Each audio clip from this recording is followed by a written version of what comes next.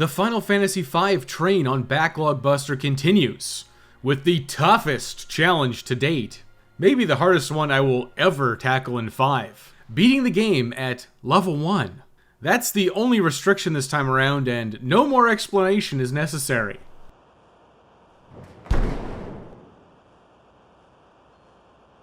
The wind crystal blows up, a meteor hits the earth, and I, the player, gain control. The first and most important action of this challenge, permanently shutting off EXP gains. Gil and ability point gains are still on, because without levels, jobs will have to be my salvation. Oh no, I gotta save Lena! So glad that those goblins gave me 0 EXP. Forced to forever be a little shrimp. Lena and Gloof are rescued after more fruitless goblin battles. I attempted a ship napping, but Ferris stops me. She's joining the party at level 3. Huh, well there goes level 1 only. But I'm never gonna look a gift horse in the mouth. A party of 3 1s and 1 3. The Wind Shrine's gonna have to wait a second. I'm fighting some random battles outside of Tool and going shopping. Broadswords, shields, and hats for everybody. I'm taking advantage of any crumb of power that I can get my tiny little hands on. Fully clad, I ascended the Wind Shrine to take on the first boss, the mighty Wing Raptor. You really gotta love how Breathwing scales off of your max HP. A true blessing for a micro man such as myself. Gearing up really was the smart play. The broadswords carved Wing Raptor up, no problemo. Arriving at the top, the Wind Crystal is pre-busted. Lucky for me, I have put in all of my applications and I've received 6 jobs. Not bad in this economy. There's always one nuance to level 1 challenge runs. There's no reason to wait for anything. You are not going to get any stronger, so you may as well get while the getting's good. You can bet your bottom dollar that I'm mastering all of these Wind Crystal jobs right now. I spent the next, 3 hours mastering all of the Wind Crystal jobs in the Wind Shrine. Monk was kicking it easy. Mastered Monk gives the most strength and stamina of any job. Not to mention it grants innate counter to Freelancer. Mastering Knight provides innate cover, but there was a surprising standout. Equipped Swords was exceptionally useful for mastering all of the remaining jobs. Sorted up with Knight's strength, every job is now one-shotting enemies in the Wind Shrine, and that made grinding a heck of a lot faster. We really are out here working smarter, not harder. Mastering Thief gives the Thief's agility to Freelancer, the highest in the game, along with other fun non-combat passives like running around at Mach 3. God, I love it. It's perfect. Blue magic is interesting and important for this run, especially Goblin Punch because it's a 0-cost spell. Listen, my guys have 8 MP, except Ferris who has like 22 because she's level 3. Traditional spellcasting is borderline off the table for this challenge. But despite all that, I mastered Black Mage anyways, because it transfers its intelligence. Not the highest in the game, but the highest for now. I mastered White Mage as well, just in case I needed some healing spells, but who would have guessed that spending so long in the Wind Shrine would provide a ton of elixirs? Not to mention that my HP is insanely low. A single potion will be a full heal for the rest of this challenge run. All jobs successfully mastered. It's freelancing for the foreseeable future.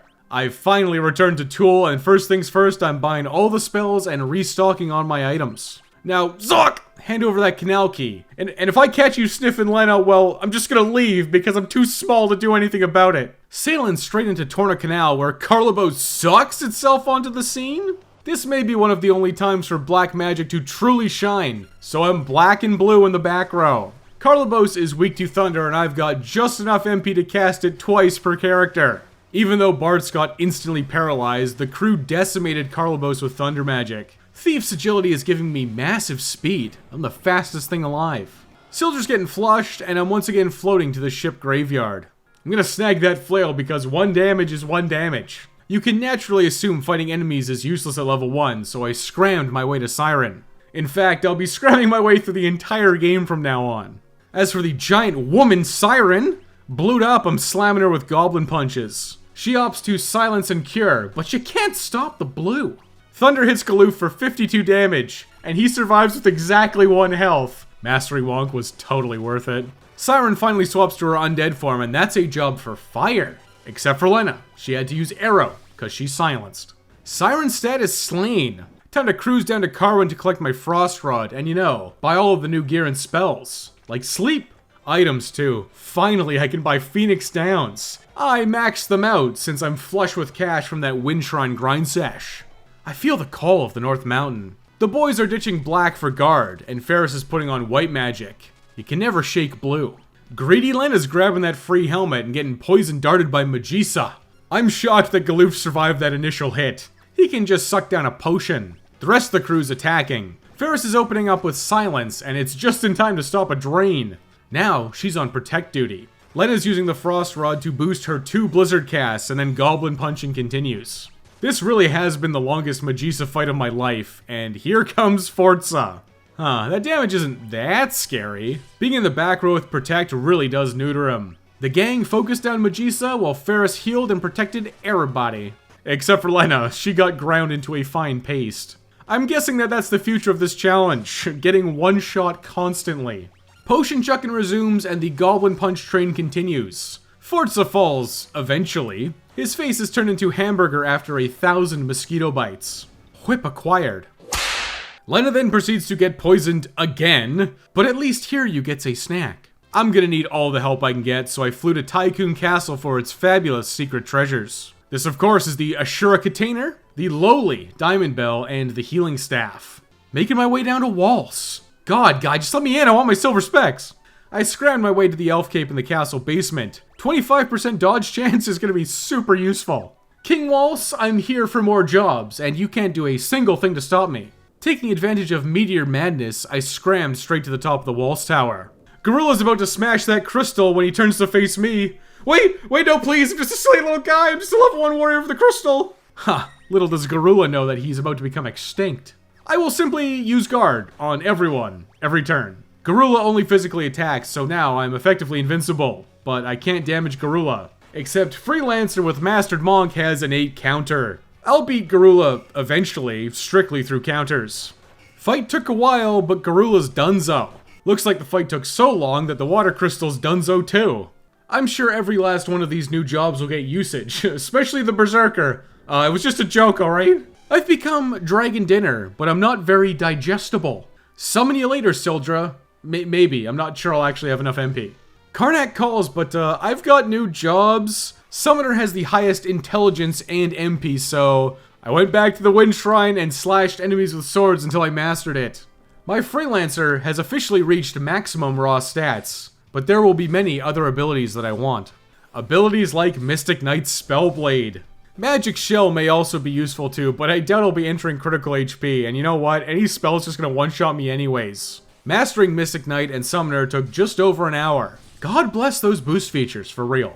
But those boost features are also keeping me at level 1, so it's a real mixed blessing. I entered the Walls Meteor and had my molecules scrambled across the world to get to Karnak. I was kind of hoping that my molecules would be rearranged in a way that made me a little bit more powerful, but it's fine. Karnak Merchantman, I know your game. Arrest me now and I'll be back for my salvation. Sid busts me out of prison and then I'm peeping Suze before powering up. Karnak has new tier 2 white, black, and time magic spells, along with weapons, armor, and of course, elemental rods. Elemental rods are no doubt going to be my best option for a very long time, but I still have many job-based shenanigans at my disposal. Enough lollygagging. I can't have Sid screaming at me, but he did anyways. How could he do that? I'm just a little level 1 guy. There is quite literally nothing I care about in the fire ship, except for those feisty fire crystal shards. Queen Karnak's busy messing with the engine. I didn't know she was a mechanical engineer. She's messing with those gears and spitting out liquid flame. This fight's always a doozy. Good thing Blaze's percentage damage, otherwise that would have been a full party wipe. I'm suited up with blue and throwing Confuse at liquid flame. He can beat himself to death while I goblin punch him. But you're probably asking, Wes, aren't you gonna run out of MP? Yeah, I am, after 2 castings of Confuse. But I've spent so long in the Wind Shrine that I have like 60 elixirs. Confuse spam is going swimmingly, right up until I whiff 4 Confuses in a row. At least this form's spamming Blaze. I can just counter that with a quick cure. I got Liquid Flame back into a Confuse loop, but I goofed it. I really don't know how. Maybe a stray counter? This form's just healing itself, so I need to swap to the Ashura Container to knock him out of it. But I've decided that I'm over this fight. A Frost Rod smash! And it didn't kill it. Even boosted with another Frost Rod and Mastered Summoner. And the hand is immune to magic damage, nice. I slugged the hand to swap it back to human form, and then a third Frost Rod finished it off. Liquid flame is a problem that is now solved, but there are newer, more concerning problems on the rise. Like Karnak Castle getting blown up. Cheese it! I'm on a little bit of a time crunch, and it's super important I pick up many treasures inside, so I'm instantly resorting to rod smashing. I scrammed straight to the ribbon and plundered it. Then I made my way to the outskirts for the Elf Cape and main gauche. The evasion gear is particularly worthwhile when you die in a single hit. The ribbon is also always my best in slot headgear. Huge raw stat bonuses and massive status immunity. I really don't care about the rest of the chest for Gil and elixirs. I've got plenty. It's time to get the heck out of here. But I feel the blue in the air. I cleared the Nax with Goblin Punch, and then I waited for Ironclaw to use Death Claw, which didn't take too long at all. Okay, now you can go. Rod smash. Karnak Castle gets blowed up, and 3 new crystal shards get shoved into my pockets. I'm straight to the ancient library to absorb the knowledge within. For the first time, maybe ever, I actually can't learn level 5 death. Ferris is level 3 and everyone else is level 1. That means learning any kind of level magic is basically impossible. Oh well, back to scramming. No reason to fight anything anymore. Except for Ifrit, who instantly cooks Lena. Does Deathclaw work? No. But Ferris has just enough MP to cast it, which is good info. As for Ifrit, I'm officially out of ideas, so 2 Frost Rods it is. Sizzle and Summon subjugated. Now where's that little rascal mid? Book-based boss Byblos in the basement is feeling the full force of an instant Deathclaw connection from Ferris. Single-digit HP. Bartz, you Goblin Punch him to next week. I've rescued the smaller nerd, but he just laughs at me and runs off. Sit in mid, please, you gotta fix the fire ship, I'm begging ya. The Brain Lords take pity on me for being so pathetic and they fix up the ship and give it to me. At this point, I tested the waters on grinding black flames, but it wasn't worth it. Just yet. But what if I were to sink the fire ship to reveal the black chocobo and his fire crystal shards? Delightfully devilish, Wesley. Hello, boys! I'm back! The Brain Lords sigh and bring out the thumper. Shy Halud is susceptible to the mighty Aqua Breath, but I don't have enough MP to cast it. Or HP to survive it for that matter. A triple Frost Rod smash leads to a kill. I can eat the gravity counters easily, even at level 1. Racing through the desert to get accosted by King Tycoon. I was tricked into revealing that Ferris and Lena are sisters? Dude, what? How did I miss that one? The catapult secrets are mine for the taking. But most importantly is that I found the fire ship, which is immediately undercut by the much more useful airship. But I got a hop on. I mean, you know you're gonna get hop-ons. The ultimate battle of shrimp versus shrimp. Ferris is up again with Deathclaw and she missed it. Thunder Rod time, boys! Bring out the Thunder Rods! Now we really know who's Shrimp Supreme, as if there was any doubt at all. The airship's mine, and the world is completely unlocked. I'm headed north to Lix, Bart's hometown. Lix has access to ninja gear and throwables with scrolls and shurikens. The item shop also has discounted ethers. I'm gonna fully stock up thanks to all of that previous grinding. One final tender moment in Bart's house for alluring air. Now I'm off to Istri to get kicked by a sheep for Romeo's Ballad. I've just now realized that I've gained many jobs, and I will leave none of them unmastered. Ninja scrolls are like 200 gil a pop, and they have very high base power. Throwing one is more than enough to trash the black flames on their flame-shaped island. A single thunder scroll rips the enemies apart, and it's some serious ability point gains. It is also gil positive, so I can stay here forever doing this. All I have to manage is the occasional trip back to Lix to restock on scrolls. So, I mastered Ninja for dual wield on Freelancer, followed by Geomancer, so I never have to deal with lava or floor traps again. Next, of course, was Ranger for rapid fire. But I'm not done quite yet. I opted to master Beastmaster here as well, almost entirely for control. Catch and release will probably prove useful at some point. Finally, I mastered Bard, because Sing might actually get used. I'll be playing it by ear. Get it? Grinding wasn't over quite yet. I decided that I wanted some Death Sickles. What else is new? Time Mage has strong magic, so throwing is getting boosted. Flame Rods with Flame Scrolls and increased int made me one-shot the battles south of Crescent. Farming took longer than I'd like, but I've acquired 8 Death Sickles. I finished off mastering Time Mage on Black Flames, then I went back to Lix for more scrolls. What was I doing again? Oh right, the Earth Crystal. Better get that Adamantite I promised Sid in mid like hours ago. Galoof's snatching the Adamantite from the Meteor, and then the Blue Turtle arrives. I've got a plastic straw with his name on it. Oh my god, please don't hurry!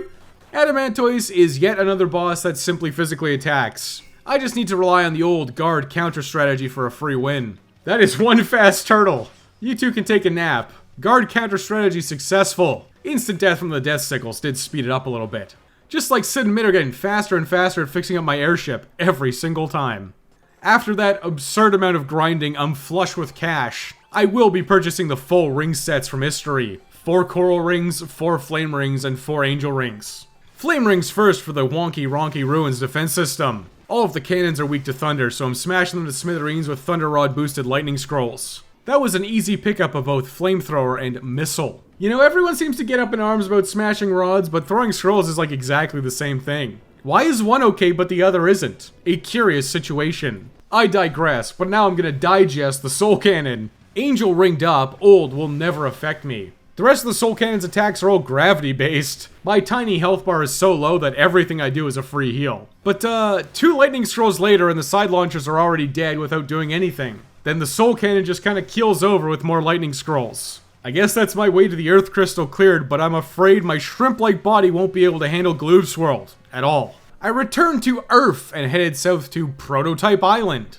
I got inside those machines' minds with control and made them blow themselves up. Prototypes have a guaranteed drop of dark matter, and I know that they'll be fundamental to my success. This is the easiest place to stock up on dark matters for a long time, so I'm getting while the getting's good. I also tried my hand at farming for turtle shells, but them turtle boys just don't show up nearly as regularly as they should. I've gathered all of the mixed ingredients that I can. So let's mix it up. Oh my god, I don't have chemist yet. Let's go remedy that right now. Into the wonky ronky ruins, and by force of habit, I fought enchanted fans to get white wind. I controlled them and I cast it on my party. Why? I have no idea, because it costs 28 MP and I'll never be able to cast it. 1,000 needles would also be nice, but once again, I have no way to cast it. I just plundered any remaining treasures and found King Tycoon at the bottom. Well, if it isn't my old nemesis, Archeoavis. The complete and utter wall of my first playthrough. I've got Thunder Rods on because through 21 single job challenges, I've learned he's always weak to thunder through the first few forms. I've chosen to wear flame rings because it'll negate both blaze and frost.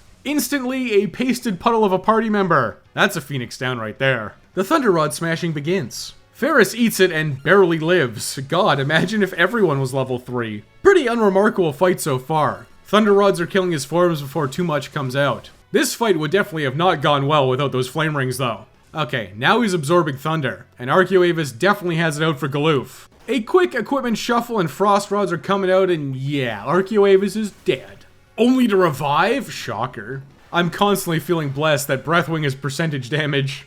Lena cures, but promptly becomes paste again. Well boys, we back to spamming Phoenix Downs. I chose to chuck shurikens for a paltry 200 damage. Levels really do make a world of difference for your damage. It's unreal. But Archeoavis' final form doesn't have that much HP for shurikens to cut through. Maelstrom? Bro, I'm dead in a single hit anyways. But old habits die hard, I'm panic healing. Lena's entangled, the girl just can't catch a break. One more Maelstrom and another cure while the shuriken cannon continues. Ferris's 2 levels are making a massive difference in her damage output. It's crazy. And boy oh boy do shields rock in this game. Note to self, always have one on. Archeoavis 2, the revival, is felted with shurikens. I gotta stop King Tycoon, but Lena and Ferris stop me. Damn, their combined level of 3 beats my combined level of 2. Krile comes in to even the odds by exploding King Tycoon's head. Then she cures Galoof's amnesia. I guess it makes sense for that giant-headed girl. Exdeath arrives to ruin my fun, or just push me out of the wonky ronky ruins. See you later, Exdeath, and see you later, Galoof.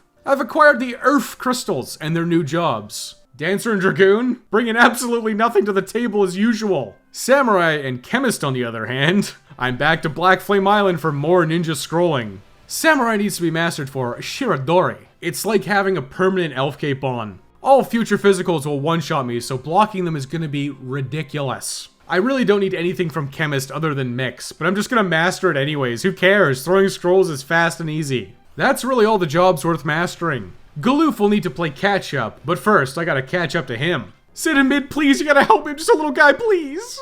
Guilted into doing it again as usual, but I'm sure they're just gonna be glad to get rid of annoying little old me. The bomb squad at Waltz is up first in the Bartz's World Meteor World Tour. Ninja Scrolls should be able to handle this just fine. 2 Thunder Rod boosted scrolls and that's just great. It didn't kill them all. I really should have just let Ferris handle this with her slightly higher damage output. Operation Run 'em out of MP is in progress. The scroll spam continues and I just kinda win. Ferris blocked the one single attack that came her way. Victory was a little on the pricey side, but I'm gonna spare no expense in this challenge. Titan and Karnak is up next, and there's no way around it. I need float. Surviving Earthshaker at level 1? Don't make me laugh, it's never gonna happen. Getting mixed up in the Wind Shrine with Levi Salve. An antidote and a Maiden's Kiss is all it takes. With float set up on everybody, let's tackle that beefed up Baldin bozo. Bartz is guarding for a guaranteed kill. Bartz's counters will eventually beat Titan, but the Tycoon sisters are still throwing scrolls. Well, Ferris ate it, but Lena kept it up, and I've won. Earthshaker dodged by float, blessed by a shred of neuron activation. Finally, the Chimera Brain, one of the simplest fights of them all. He said, screaming internally. Chimera Brain is actually the toughest challenge so far, believe it or not. Chimera Brain can use Frost, but I've got Flame Rings for that one. However, there is no way for me to block Aqua Breath. Aqua Breath isn't actually water damage, because if it was, I'd be using Coral Rings. No, it's non-elemental magic damage, which means I have no way to block it. If Chimera Brain Aqua Breaths me, it's over, period. And that's exactly how he opened the fight, like 5 times. This time, though, he opened with a physical. This is my chance, just don't beef it. Missile comes out, followed by a Flame Rod, and he's done. Galoof's world is on the cusp, but I'm still irrationally afraid. I made sure to restock on all of the rods and ninja scrolls that I could carry. There really is no coming back once I jump into that Meteor convergence hole. Which is right now! Oh no, I've been abducted! Galoof, get me out of here! Galoof's greatest challenge is Gilgamesh. Never thought I'd be saying that one. Galoof's chosen the Honorable Samurai with the Gauche, a shield, and an elf cape. Time to gamble. The madman sheared his last dory and tossed a bucket of Gil at Gilgamesh, killing him instantly. The team's busted out. Petite perfection. We're back to chucking scrolls and smashing flame rods left and right as the battle on the big bridge rages on. Gilgamesh, I thought I killed you already. Bartz was instantly reduced to red mist, that's not surprising. The flame rod smashing and Phoenix down spam begins. Before you know it, Gilgamesh is in phase 2. And now he's atomizing everybody now that he's hasted. The one saving grace is that he's wasting a lot of turns with Panacea. The entire team got their clocks cleaned over and over again. But Lena barely, and I really do mean barely, pulled through. Gilgamesh is a hurdle I'm glad I awkwardly stumbled over, but you know what, it still counts. The rest of the big bridge is more of the same, until I'm barrier blasted to Regal. Galoof's world's got new spells. Most notable is Break. Breakblade may come in handy. Blink too, and when you know it, I can actually cast Comet at level 1. Crazy, it's only 7 MP. The rest of Regal's gear is moderately interesting. Mostly picking up sleep swords and gold shields for the crew. On with the show. Straight down to the forest to watch in horror as Mr. Moogle decides to go cave diving. That Moogle's desperate to die clenching the wet rocks so no one else can have them. But I'm not gonna let that happen. Will I actually be fighting these forced encounters? Nah, smoke bomb. I've caught up with my Moogle buddy in his wet rocks. But he's about to get chomped on by a T-Rex. Not on my watch. Phoenix down. Oh, come on, seriously? The one time it doesn't work instantly. 3 Phoenix Downs later, and I'm out of there. I am now the Moogle King, and my rewards are another Elf Cape. Based. And a Dancing Dagger. Cringe. Using the Moogle's telepathic ability, Krile has come to pick me up on the nameless Windrake. Galoof, you're a king? That's wild, man. Alright, teleport, and Ferris can actually cast it? I also did a little bit of backdoor action to get the Angel Robe. Hang on, that came out wrong. The Windrake has decided life isn't worth living without that sweet, sweet dragon grass. I'm forced to go get it. But Galoof, can't you order us some bodyguards? You're the king after all. Surely some of your soldiers are higher than level 1, right? Fine, let's go. I'm not crying, somebody's just cutting onions. Galoof's having some lessons in chemistry outside a ball. Then he's turning into the Honorable Samurai. I gotta get that blade grasp. I really want it. Those werewolf boys in Kelb just can't help but yap about the one time they almost beat Exdeath. These guys are all pathological liars, but they've got some sweet strength-based duds, and some bone-bustin' beats with Requiem, so I'm gonna forgive them. Thank God they also have ninja scrolls for sale, because I'm gonna be spamming them endlessly up Drakenvale. I'm on the hunt for zombie dragons for Dragon Fangs. I tested Requiem versus throwing scrolls boosted by flame rods. Scrolls completely dusted Requiem, it wasn't even close. Not to mention Scrolls also crush everything, and Requiem just kills undead enemies. Requiem still has its uses though, like saving Golem. Dirges destroy the dragons without hurting Golem. Rock and roll, baby! The Bone Mail sounds pretty good, and the Hypno Crown Wind Slash combo sounds good too. Dragon Grass sounds good. Oh my god, it was a trick? The dragon pod and its flowers are easily crushed by continuing to chuck scrolls. The only nuance here is I stopped using flame scrolls and swapped to water scrolls. I need the flame scrolls to torch dragons for dragon fangs, and I'm looking a little light. The dragon pod was a fight of all time. I've got the dragon grass, but I'm gonna need a lot of dragon fangs. I'm just gonna go ahead and stock up right now. I fought by the save point until I exhausted all of my flame scrolls. Then I teleported out of Drakenvale and restocked in Kelb, only to return to farm more dragon fangs. Nobody's ever returned from Drakenvale, by the way. I did this several times, during which Galoof mastered the Mighty Samurai, so he's bricked up with blade grass back in freelancer form.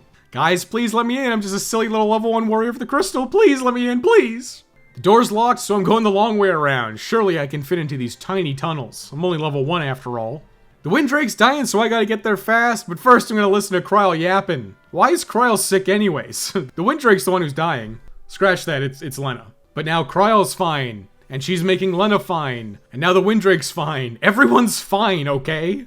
Flying to Sage Guido's cave, but the sign says no weaklings. Oh, come on, man. I've been crushing it at level 1. I guess I'll just have to eat some of these other turtles instead. Castle Surgate's land turtles are easily dispatched by 2 boosted ninja scrolls. Farming turtle shells in Galoof's world is a lot more consistent since Zaza's been farming them in his billion-dollar turtle empire.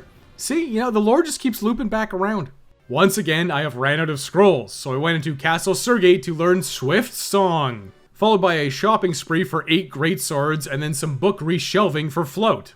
Casting Float's more convenient than Leviathan from Mix, but only Ferris can actually cast it, and only once without an MP refresh. Yikes. I've really put this off as long as I can. I'm headed to the Great Fleet to meet Zaza of the Dawn Warriors. But Gilgamesh attacks? Gobbledy, get out of my way, nerds. Gilgamesh 3 slugs Lena, who barely survives somehow. Then Gilgamesh is instantly killed with a death potion mix via Phoenix Down and Dark Matter. Farming those prototypes was so worth it, man. The barrier tower has me frozen in fear, so I'm leaving, and saving just in case things go very, very wrong. Just like homemade submarine trips can always go very, very wrong. I am once again asking, do I need reflect rings? Couldn't hurt, but we'll see how it goes. First things first, let's get that blood sword. But you know, Ferris is level 3. I set up my party and open the chest. The red dragon is immediately controlled. Then I mix a dragon defense via Phoenix Down and Dragon Fang onto the red dragon to give it reflect. Then after a couple of attempts, level 3 flare was reflected onto Ferris. Obviously she died, but I revived her and killed the red dragon with high potions while it stayed controlled. Red dragons are technically undead. Wouldn't it be funny if I went through all of this effort and never used level 3 flare? Haha. Blood sword acquired, and that strategy was so nice I did it twice for the gold hairpin in the upper floors. Only this time I made the red dragon level 3 flare itself. The gold hairpin halves MP costs. That actually puts a lot more spell casting on the table. Suddenly Ferris's 21 MP is equivalent to 42, which actually opens up a surprising amount of spells. Now, my greatest fear, farming reflect rings. Throwing scrolls is working a treat. A common ninja scroll throwing W. The problem is that I ran out incredibly quickly. I had horrible luck and I didn't get a single reflect ring, so I had to find a new solution. Samurai's Ian Inuki works pretty good. Unfortunately, it's really slow to come out, and my party are shrimps who die if someone breathes on them wrong. I scrammed back down to the bottom to try and farm single reflect knights. A full party round of dual-wield rapid-fire kills 1, and exactly 1 reflect knight. Every hit is like sub 70 damage. Yikes. Anything that's not a reflect knight is getting ran from. I finally managed to acquire a few reflect rings after a lot of struggle. I also managed to pick up Guard Off and Time Slip Blue Magic while I was here. I have grown tired of this tower and its barriers. Let us leave this horrible place. Interdimensional Maw Atomos appears out of thin air. Atomos is a big sleepy guy, so all I need to do is land sleep and then I can kill him with spells while he slumbers. And I landed it on my first try, nighty night. Goblin Punch is a spell, and it always free. Surgate's greatswords are helping a ton as I Goblin Punch Atomos for a whopping 200 damage a hit. 1 eternity later and Atomos implodes, as Zaza explodes. It's like poetry, it rhymes. Submarine capable, I'm gonna show that turtle Guido what's what. I pick up the rock, I put down the rock. I do it all again. I whack the turtle, I get the Guardian Branch, and I teleport the heck out of there. Ferrying to Mary Moor where I can get another main gauche and the mighty tier 3 spells. Armor 2, why not? The Forest of Moor has to let me in. I have the Guardian Branch. But if you think that I'm not grabbing the Aegis Shield, you have not been paying attention to the literature. I know that the Aegis Shield is going to save my frail caboose many times. Many times, just like in this next fight alone, the crystals. Just kidding, because my first instinct is to dual wield those wacky death sickles and spam guard. I may be a permanent shrimp, but I'm playing the role of a fisherman now. I'm fishing for instant death procs from guard counters. This strategy would work really well if I was higher level, but the instant deaths are just whiffing left and right. For a while it was slow and steady. I got 2 crystals down, but the instant deaths did not come out in time for the third one. The water crystal ended up below 50% health, and he aqua breathed my team. One more instant wipe from aqua breath. Is aqua breath truly the worst enemy of a level 1 team? I adjusted my loadouts. Full defense, elf capes and shields because I'm going for a Zenny Bonanza! Okay, I knew level factored into your Gil Toss damage, but not that badly. That's pathetic. No more Mr. Nice little guy. I'm pulling out the quad mix. Death potion, death potion, death potion, death potion. 4 Phoenix Downs and 4 Dark Matters later, and I'm done with those nerds. Exdeath didn't like that. Oh my god, he's gonna kill me! No, please, we're just level 1, don't hurt me! Crow comes in and saves me, and then immediately needs saving. But Galoof is here, and he's simply too angry to die. But I just put a blessed kiss on him for Berserk and then walked away. When I returned, Galoof was disappeared and Krile is now in the party. Thank God that she's also level 1. Exdeath, it's time for revenge! Oh, okay, maybe not. Turns out my level 1 brain is completely smooth. I returned to Sage Guido's cave in an attempt to farm Metamorphs for Staff of Lights. Hey, it worked a real treat in the no Gil spent challenge. But maybe you haven't watched that because it's exclusively for my blessed Buster boys.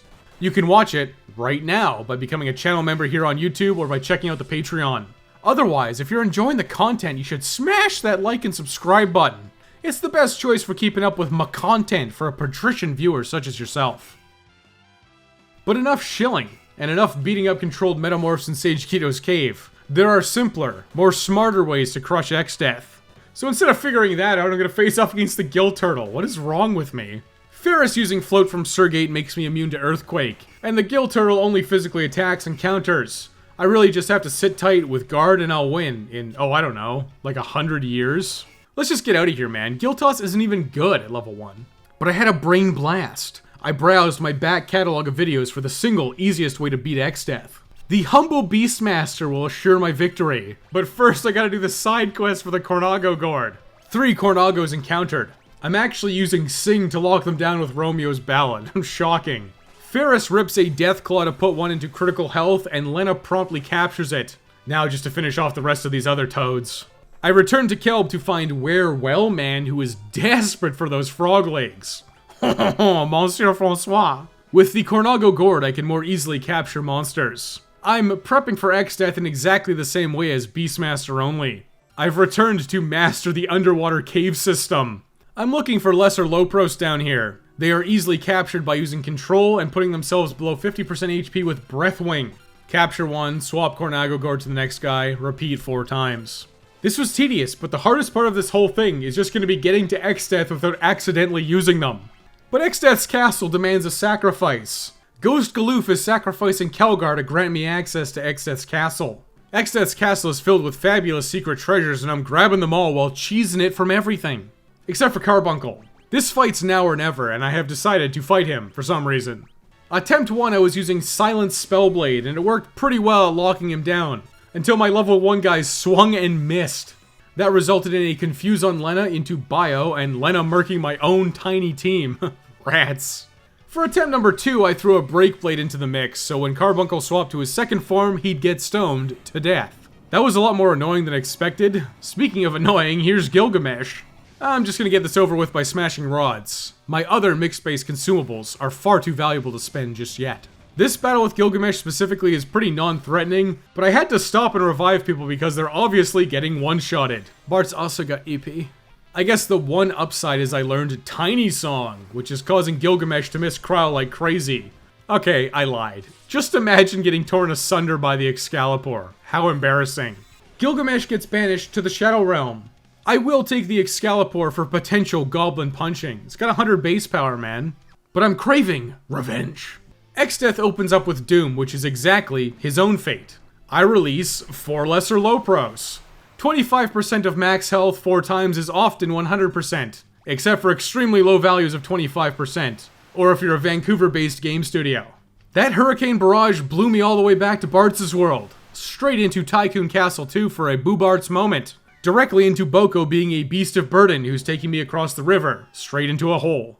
The antlion is one of the few enemies in this game weak to water, but he's also a nap enjoyer. Sweet dreams, idiot. Enjoy being drowned with water scrolls. This is one of the few times you'll see the antlion actually die and not just run away. Ferris has thrown me the rope of hope, and then she's pulling me out and putting herself in the party. The evil warlock versus Sagely Turtle ends exactly how you'd expect, talking to a bunch of nerds about books in a library. The first tablet is in the desert, but that can wait. I'm heading north to Karnak to restock on elemental rods, just in case.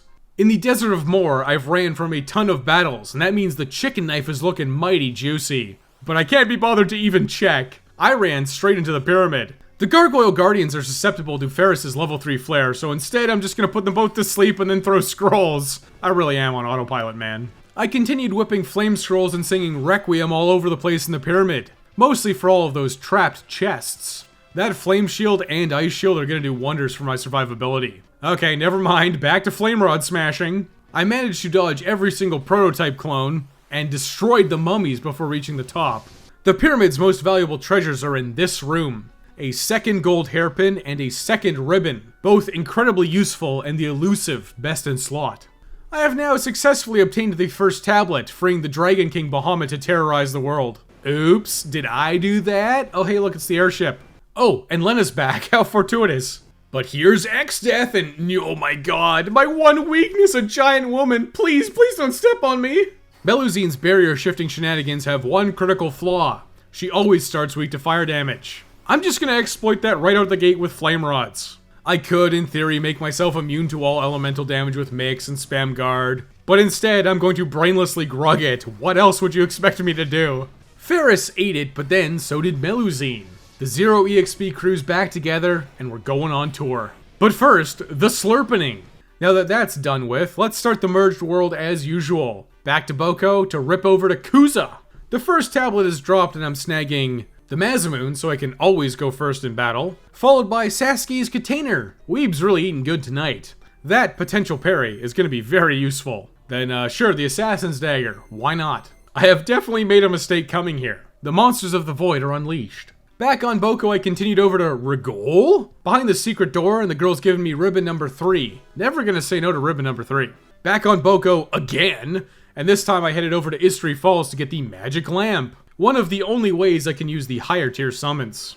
Now Boko, you're done. You may retire to spend the rest of your time with your wife and children. I will now make my pilgrimage to Phantom Village, and I'm buying everything. Every single spell, followed by the best accessory in the game, Hermes Sandals. Permanent haste and immunity to stop, slow, and paralyze is just insane. With a ribbon equipped, that's borderline immunity to every status effect. Unnecessarily snagging the thief knife on the way to free the last black chocobo in existence, who promptly flies me south to the North Desert. The Phoenix Tower has the final piece of armor that I care about. I'm going in! I've set up steel to pinch rainbow dresses from Parthenopes. The rest of the crew are spamming Romeo's Ballad to lock him down. Once Lena gets her common steel off, she's throwing flame scrolls until the battle's over. 4 prism dresses later and I'm out of there, never to return. The prism dress covers confusion immunity, and makes sword dance more likely from dance, but who cares about that one? I feel like at this moment I could just rip over to the rift and give Exdeath the old goblin punch, but I will do the rest of the content. Starting with the island shrine. Gargoyles round 2 is a round of sleepy guys who would then proceed to get drowned with water scrolls. I snatched that saucy beast killer whip and then just ran straight to the bottom for the tablet. Where the Wendigo ambushes me? Joke's on him, I've got 2 ice shields and a dream. A dream of shutting my brain off. Starting off with a sleep and then throwing scrolls. Oh look, it still triggered the counters anyways. Bart's and Krile are living large, while the Tycoon sisters dream of larger health bars. Hasted boosted flame scroll chuckin' triggers major frost counters which Bart's and Krile absorb thanks to those ice shields. Eventually Wendigo murked Krile somehow, but I just activated my neurons and threw a single phoenix down. Then I swapped to flame rods to just kinda get this over with. That 300 damage a turn adds up over like 20 castings. Finally, I won, and I teleported the heck out of there. I returned to Kuza for more legendary weapons. This time it's the Flame Lash. Then the Excalibur, you can't forget that one, that's like the best one. Finally, Apollo's Harp. I know, I'm surprised too. But I know that I can get even more weapons in Karnak. I bought 8 lowly diamond bells. I also restocked on rods. Onwards to the Fork Tower for everyone's favorite dynamic duo, Minotaur and Omniscient. The Tycoon sisters put their reflect rings on and headed up the magic tower. Bartz and Krile headed up the physical tower. The Defender's always my favorite sword. And just like the Sasuke's container, I could really use that parry in my life. Minotaur only physically attacks, so you know how this one goes. Okay, I'll just immediately get turned into fine dust. Let's try menuing a little faster this time. Okay, Bartz got the guard off, which means I'm sure to win. Minotaur is guard countered to death after a very lengthy fight. No holy for you, my friend. The Tycoon sisters have reflect rings on, so Omniscient is also a freebie. I slapped on a couple of hasty aids with Turtle Shell and Eye Drops. I tried a bunch of different blue magic spells, but they all failed, so guess what? We're resorting to old reliable, Goblin Punch until Omniscient dies. Holy and Flare are mine, but yeah, those are never getting casted. But there is an endgame spell that I can cast. The Fork Tower's sunk, which raises up the Catapult. The Brain Boys are back in town. Using Zaze's designs will be unstoppable. Down into the Undersea Trench for Gargoyle fight number 3. Same shtick as usual, landing 2 sleeps into spamming scrolls. The only difference is that this time I used 2 charges on the lamp to set up for the boss of the hour. 3 gross babies and a trench coat. Zantetsuken sends these clowns back to heck instantly. And I get to collect the magic sealed in the magma flow, Meteor, which Ferris can actually cast, but only if she's wearing the gold hairpin. Being able to cast Meteor at level 3. How will Tella ever recover? I recharged the magic lamp and got the heck out of there. The mystery of Istri will be revealed. Final gargoyles, same deal as usual. I slammed down sleep and then threw scrolls. Then I just scrammed through history picking up the meaningful treasures, which was basically the Enhancer Sword along with another Reflect Ring and the mighty Aegis Shield. The final tablet, and I'm frozen in terror as Red Guy gets ripped apart by Leviathan. He's eating him, and then he's gonna eat me. Oh my god. Turns out I'm the one who's gonna be eating good tonight, and Eel's back on the menu, boys. A few physicals landed, which forced me to stop auto battle for a second to throw some Phoenix Downs, but otherwise it was just business as usual. That eel was pretty good, but how does Dragon taste? Reflect ringed up. 1,000 damage rod smashes on Bahamut are not looking promising for the future of my success. Especially when I get Aqua Breath. Seriously? Unbelievable how badly Aqua Breath crushes this level 1 challenge. It truly is my nemesis. But my problem was clearly that I was just too slow. I'll start off by mixing Hasty Aid on everybody. My turns and therefore my DPS has doubled. But that really doesn't help against Aqua Breath. And beautiful. Bard says the bone mail on. Well done, Wesley. Girls get it done. My entire stockpile of Thunder Rods is smashed, but Bahamut bites the dust by his own hand. Ready for the rift, let's do some final checks. Oh my god, I forgot to get the most important blue magic of them all. Back to the catapult and then down into the fire ship. Hello, old friend. Going into the rift, I'm as prepared as I could ever hope to be. You know, barring the 98 levels that I wish I had. The monsters of the rift, see ya! I plundered the obvious treasures in the rift like a second blood sword, another enhancer, and the 4th and final ribbon. But Ferris shan't be wearing that ribbon yet, because Big Blue Woman Califaceria is about to get Meteor blasted. Reflect? Don't make me laugh. The level 1ers are throwing out 7 MP comets, and Ferris is ripping 21 MP meteors. I have made a very simple flowchart to follow. Turn 1, unreflectable space rocks. Turn 2, huff enough ether to knock out an elephant. A simple and effective strategy for smashing Califaceria and her giant green orb. But who's not so simple is Omega. This fight's never gonna get easier than right now, so buckle up, buckaroo. I've got bards equipped with Spellblade and Rapid Fire. He's dual wielding my strongest swords, the Excalibur and the Defender. The rest of the team is entering assist mode with Mix and Sing. It is finally time to tap into my ingredient hoard. Omega's instant blaster whiffs, you'll love to see it.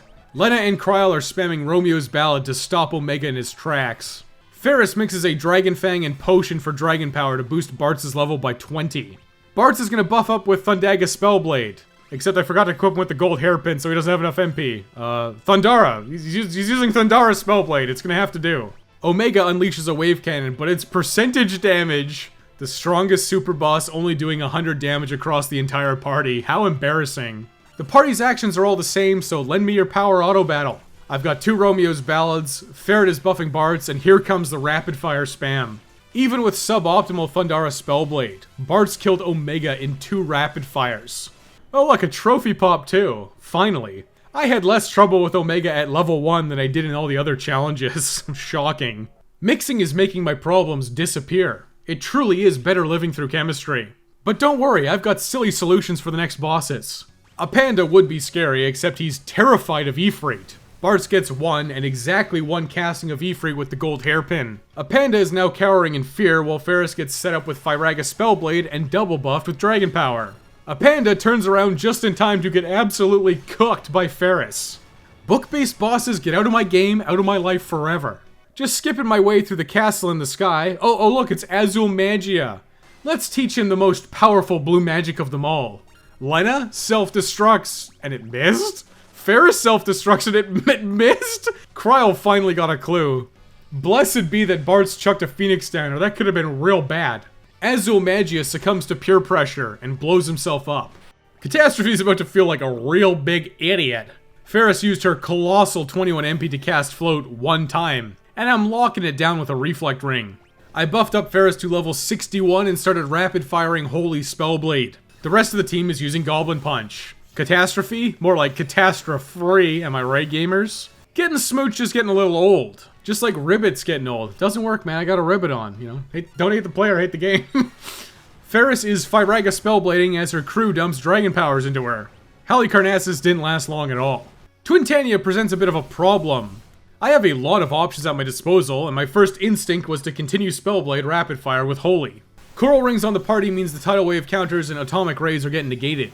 Ferris has thrown out 5,000 damage 8 times, should be an easy win. Right up until Mind Blast into Wind Slash wipes me out. But of course, you were at my side all along. Well, not really, I bought these pretty recently, but it's time for dual-wielding Diamond Bells! Reflect ringed up and 8 Diamond Bells across the party. Ding dong! Whoa, that damage sucks, but who cares about my damage when double Mega Flare counters are coming out? Tidal Wave's pretty bad. Note to self, no rapid firing. Full disclosure, this took several attempts. Eventually, I managed to get enough Mega Flare counters to get Twintania to obliterate himself before he killed me with really any of his attacks. He could have chose anything. In my successful attempt, Lena took a nap, but you know what, she's earned it. There's only a handful of encounters left, which includes a scripted Gilgamesh battle. One I have never lost at, but at level 1 he's actually kind of scary. Krile gave him the rapid fire treatment after a couple of level buffs. Now for the bane of many a playthrough, the Necrophobe. I'm gonna start off by mixing 3 death potions right away. Phoenix Down and Dark Matter instantly kills a barrier. Why didn't I just do all 4 barriers? Well, my friend, I am using a handful of brain cells for once in my life. 4 barriers casting the strongest magic spells in the game, really scary. 1 barrier, not nearly as much. I'm just gonna let this barrier kill one of my guys every single turn. Then I'll just revive him with a Phoenix Down. Once the last barrier standing runs itself out of MP, I'm gonna buff up to Atomize Necrophobe in 1 turn. I love it when a plan comes together. Juiced up, it's time for the last death potion mix. Just gonna speed this along. Oh, Necrophobe, it's definitely all you can eat, alright. 2 rapid fires later, and here's Gilgamesh. This fight's in the bag, but I may as well capitalize on combat while I can. I threw anti-elixirs onto my party to put them into critical health. This is a mix of elixir and dark matter.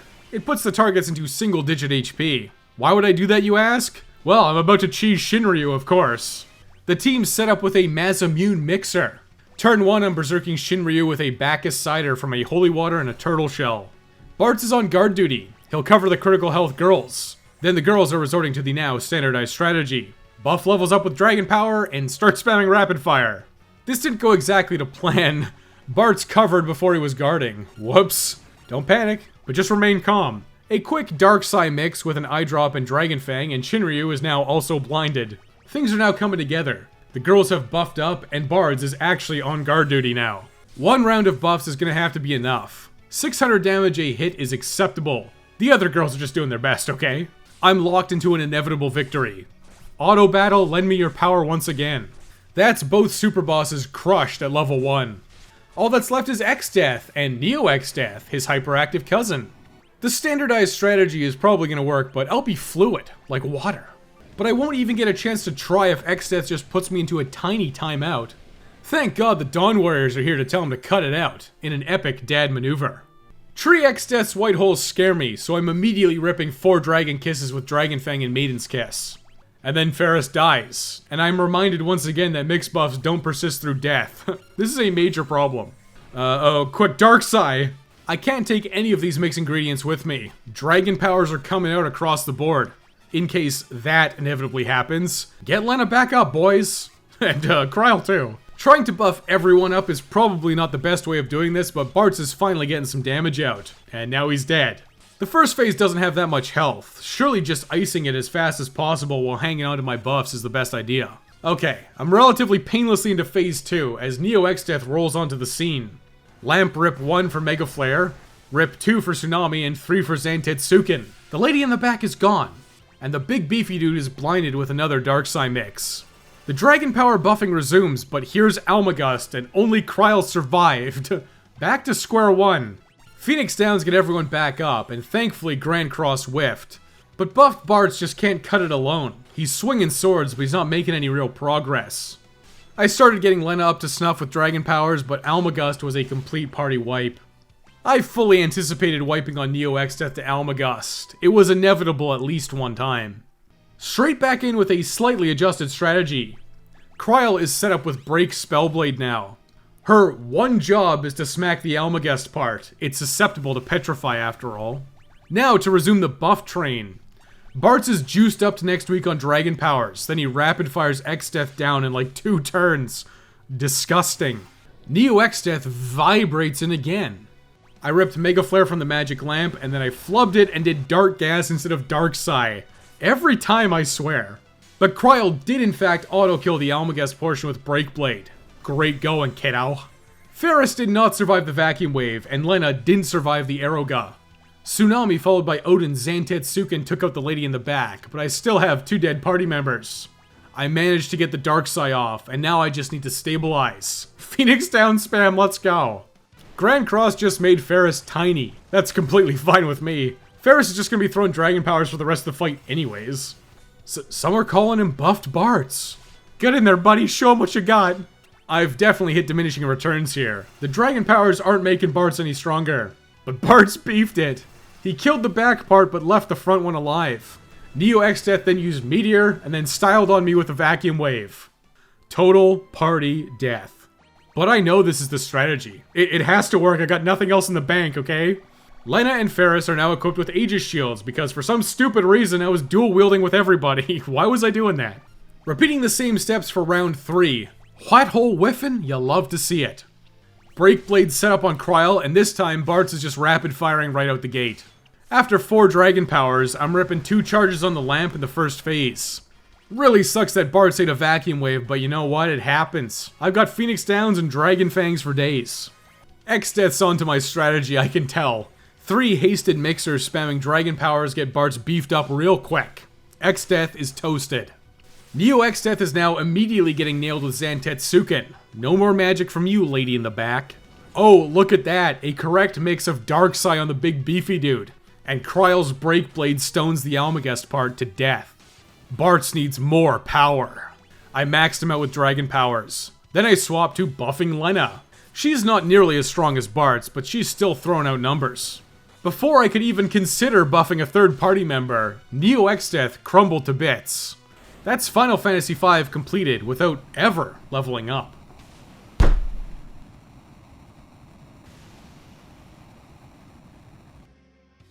Final Fantasy V, being hard stuck at level 1, was completed in 18 hours, 43 minutes, and 54 seconds. The name of the game for this challenge was Prep Work. With a strong foundational knowledge base from 25 plus playthroughs of the game, victory was inevitable for me. Before I even started this challenge, it was going to be obvious that I'd be exclusively freelancing in this one. There was simply no reason not to. Freelancers get an incredible amount of survivability and avoidance by virtue of equipment options and job abilities. Samurai's Shiradori does a lot of heavy lifting. With innate Shiradori, and equipped with a shield, elf cape, and potentially a main gauche, Sasuke's Katana or the Defender, you're borderline impossible to hit with a physical. Especially when you're blinding enemies with Darkside. That's not even mentioning that you can have a permanent ribbon for Worlds 1 and 2. Mastering all the stat jobs helps a lot, and Thief specifically helps a ton. Turns came up a lot faster than I'm used to in the early game, and that let me outpace a lot of the bosses. Rod smashing and ninja scroll chucking was fundamental to getting through many fights painlessly, but realistically there are tons of other options. Should I have been so inclined, I could have got Ramu for the soul cannon, or caught sand bears for most of the World 1 bosses. If I was really inclined, I could have farmed for a bunch of Dragon Fangs in Bartz's world beside History. I made a brief attempt at this, but opted to move on very quickly. If you grinded early Dragon Fangs, you could really trivialize some of the harder fights like Gilgamesh on the Big Bridge. Rapid fire with Dragon Power would make that fight a complete stomp. But as soon as you get access to Drakenvale and Galoof's world, you could be doing the endgame strategy in every single fight. You'd realistically be crushing everything with Dragon Power. One round of Dragon Power takes your in-combat level from 1 to 21, then 41, and 61. 61 is far beyond endgame levels if you're playing casually. You're probably going to finish the game at level 45 to 50-ish at the very top end. But is that really even necessary? Most of the bosses in this game have some glaring weakness to be exploited. The Dragon Pod can be Death Clawed, Death Potioned, or Missiled to death. Atomos can be slapped in half a dozen ways. The crystals all died to a Death Potion. That's not even getting into more advanced strategies. You can completely shut down Melusine's damage output with a mix of Dragon Shielding. A Dragon Fang and Ether makes you immune to Fire, Thunder, and Ice damage. Then you can just guard counter her to death with axes to penetrate her defenses. She won't be able to do a single thing against you. Not to mention, should you be so inclined, you could ice nearly everything else in the game with 4 times Breathwing, or one of the other equivalent 25% damage releases. But bro, using Beastmaster is simply too brutal, even with a Cornago Gourd. Blasting Exdeath once was enough for this playthrough. Throwing scrolls and rod smashing is generally just a faster and simpler way to deal with all of these bosses. It's a game mechanic, and I'm going to use it. In the back of my mind throughout this entire playthrough, there was always the worry that you miss something jumping past one of the points of no return. Final Fantasy V actually has quite a few points of no return, and I was filled with anxiety after every single one of them. There's Karnak Castle blowing up, leaving Bartz's world, the Barrier Tower, and leaving Galoof's world. All of these mark fairly scary transitions. But I know the game like the back of my hand at this point. I made sure to get anything I thought I was going to need, which included probably 45 more dark matters than necessary. Hey, I'd rather have them and not need them than need them and not have them. The hardest fights in this challenge run are ones where you're instantly hit with target all damage that you can't really deal with. Chimera Brain is normally a joke, but if he chooses to Aqua Breath you at any point, you're done. But being able to beat the entire game and trash the 2 super bosses Omega and Shinryu at level 1, that's kind of a testament to how well Final Fantasy V is designed. In this playthrough I chose the path of least resistance, but I wouldn't be surprised at all to see a dozen other people try this and have completely different strategies. One final fun little note. If you wanted to do a true level 1 run, you'd have to ditch Ferris and use a party of 3. But honestly, I don't think it would change a whole lot. Ferris being level 3 does actually open up a few options for you, but realistically, anything she could do with those few other options is largely eclipsed by other strategies. Throwing out meteors at level 3 is pretty cool though. Tella will never be able to recover. First his daughter dates a spoony bard, and now this. Overall, outside of a handful of fights, this playthrough was a lot easier than I expected it to be. It turns out the idea of the no leveling challenge is a lot scarier than the reality, at least in Final Fantasy V. Thanks for watching. I'll see you all next time when I abandon Goblin Punch to actually punch some stuff to death in Final Fantasy Tactics.